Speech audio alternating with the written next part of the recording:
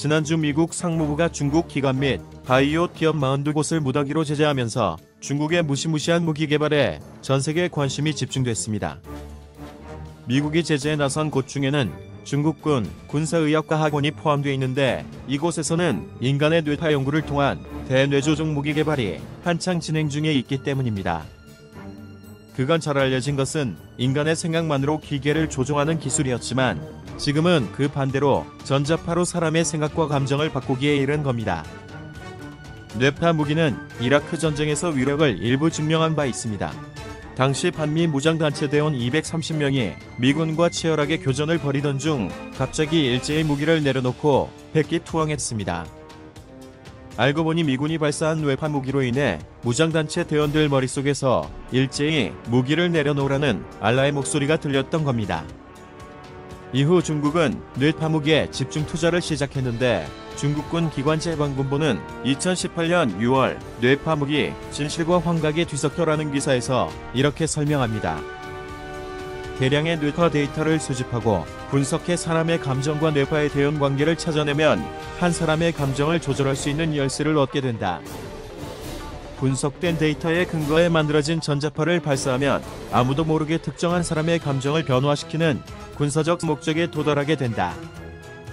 이런 주장은 이론만이 아닙니다. 이번에 제재를 받은 중국 군사의학과 학원은 적의의식을 바꾸는 무기에 대한 특허를 이미 2019년 취득했습니다. 이 연구소는 또 뇌파 무기와 사람의 행위 간 상관관계를 엑스레이 자료로 설명하는 논문을 발표했고, 군인들이 최장 72시간 잠들지 않게 하는 나이트 이빌 등 군용 의약품까지 개발했습니다. 중국이 이렇게 최근 20년간 뇌파 무기에서 미국을 바짝 뒤쫓으면서 지난 2018년에는 중국 주재 미 외교관들이 음파 공격을 당하는 사건까지 발생했습니다. 당시 광저우 주재 미국 총영사관에서 근무하던 미국 외교관 11명은 곤충 소리나 바닥에서 금속을 끄는 듯한 미묘하고 불쾌한 소리에 장기간 노출돼 결국 외상성 뇌손상 진단을 받고 귀국해야 했습니다. 중국 공산당은 이 같은 뇌파 기술을 이미 자국민 통제에도 사용하고 있습니다. 처음에는 신장 지역 감시에만 활용하다가 최근에 노동자 감시에까지 사용하고 있습니다. 항저우의 중환전기라는 업체는 노동자들에게 무선 센서가 달린 모자를 씌워 미세한 감정 변화까지 일궈내 정신을 딴 데 팔거나 잡담하지 못하도록 엄격히 통제한 후 생산 능률이 크게 높아졌다고 합니다. 지난해에는 센서가 달린 헤드밴드를 쓴 상하이 초등학생들의 수업 모습이 공개돼 전 세계에 충격을 줬는데, 빨간불이 켜지면 집중하고 있다는 뜻이고 파란불이 뜨면 딴 생각을 한다는 뜻입니다.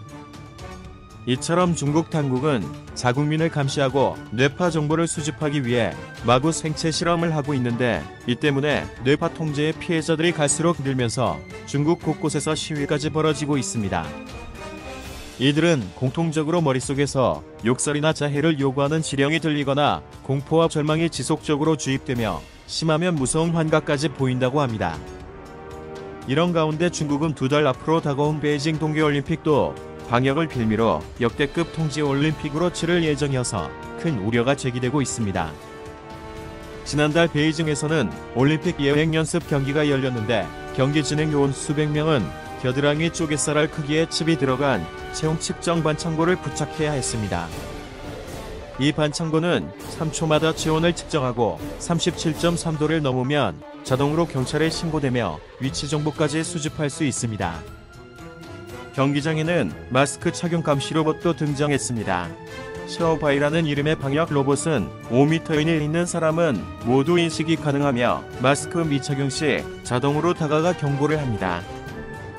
중국 당국은 방역을 핑계로 5G, AI, 빅데이터, 블록체인 등을 총동원하고 있는데, 개인정보 침해는 물론 중국 선수들에게 유리하도록 몰래 기술을 사용할 가능성도 배제할 수 없습니다.